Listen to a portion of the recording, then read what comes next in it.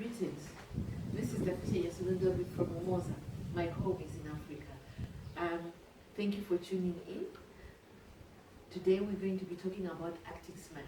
It's in one of the videos I've already talked about that, and I'm reacting to the news that a hotel in Santon has actually developed a concept whereby they will be using robots to service their guests. Okay, this is exactly what I'm talking about. As an African continent, we have to be proactive. We have to act smart.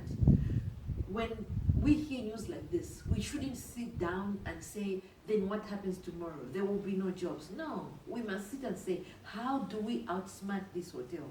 What do we do to make sure that we can still be able to maintain jobs, we can still be able to have more people employed?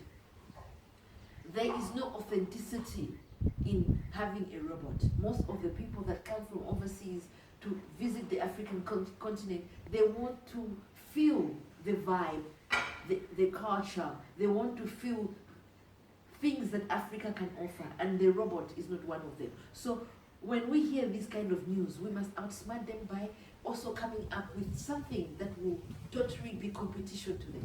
So if we were organized, as I have talked in the other videos, we come up with a hotel that brings authenticity, that brings our culture. This means that we will be having a hotel whereby the service to this hotel will be people with drums, with the African beat, with people dressed up in African culture. We offer the African rhythm. A robot cannot do that. So if we do something like that, it means that we'll be offering competition to these people. And this is exactly how we supposed to start thinking. One person cannot do it. If we act together, if we come up together, if we have a group that can actually, be mobilized, then we'll be able to say, okay, this is what has happened. We're going to be able to beat this concept. We're going to come up with a concept better than them. We're going to mobilize our people. We're going to mobilize resources together, and we're going to fight this concept and maintain jobs. But we haven't done that. We're not in groups. We're acting each one individually.